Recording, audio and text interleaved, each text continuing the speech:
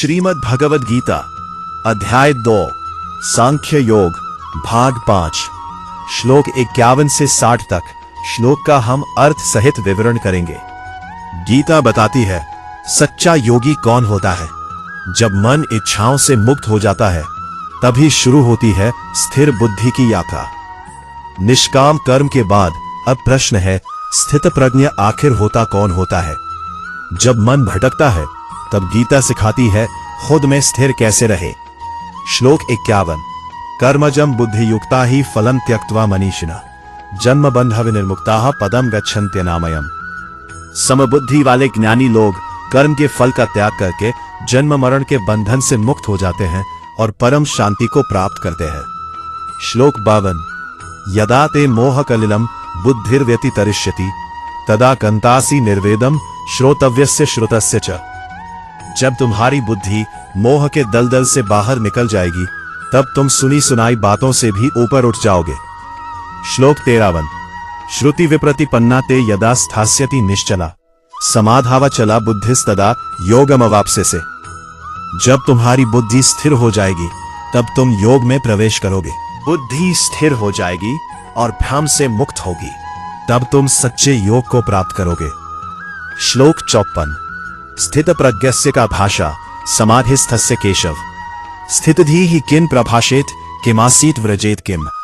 अर्जुन पूछते हैं स्थिर बुद्धि वाला स्थित प्रज्ञ व्यक्ति कैसा होता है, वो कैसे बोलता बैठता और चलता है। श्लोक 55 प्रजाति यदा कामान सर्वान पार्थ मनोगतान आत्मन येवात्मना तुष्ट स्थित प्रज्ञस्तदोच्यते। जब मनुष्य मन की सभी इच्छाओं को त्याग देता है और आत्मा में ही संतुष्ट रहता है तब वो स्थित प्रज्ञ कहलाता है। श्लोक 56 दुखेष्व अनुद्विग्नमनाः सुखेषु विगतस्पृहः वीतराग भयाक्रोधः स्थितधीर मुनिरुच्यते।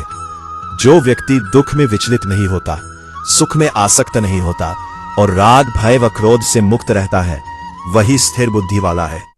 श्लोक 57 या सर्वत्र न विस्नेहस्तत्तत् प्राप्य शुभाशुभम नाभिनंदपि न द्वेष्टि तस्य प्रज्ञा प्रतिष्ठिता। जो शुभ अशुभ मिलने पर न अधिक प्रसन्न होता है न दुखी, उसकी बुद्धि स्थिर है। श्लोक 58 यदा संहरते चायन कूर्मो अंगानि व सर्वशः इंद्रियाणि इंद्रियार्थेभ्यस्तस्य प्रज्ञा प्रतिष्ठिता। जैसे कछुआ अपने अंगों को समेट लेता है वैसे ही जो व्यक्ति इंद्रियों को विषयों से हटा लेता है उसकी बुद्धि स्थिर है। बुद्धि स्थिर होती है। श्लोक 51 विषया विनिवर्तन्ते निराहारस्य देहिनः रसवर्जम रसोप्यस्य परम दृष्ट्वा निवर्तते।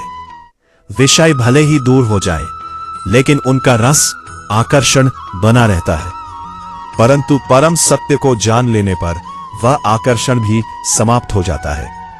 श्लोक 60 यततो ह्यपि कौन्तेय पुरुषस्य विपश्चितः इंद्रियाणि प्रमथीनि हरन्ति प्रसभम मनः। हे अर्जुन, प्रयास करने वाले ज्ञानी व्यक्ति का भी मन चंचल इंद्रियां बलपूर्वक भटका सकती है। इस भाग का मुख्य संदेश निष्काम कर्म से मुक्ति, मोह से बाहर निकलना, इच्छाओं का त्याग, स्थित प्रज्ञ की पहचान, इंद्रिय नियंत्रण का महत्व। मन को जीत लिया तो सब जीत लिया। अगले भाग में जानिए स्थिर बुद्धि की अंतिम अवस्था। इच्छाओं से मुक्त होकर जो आत्मा में स्थित हो जाए वही है सच्चा योगी। जय श्री कृष्णा।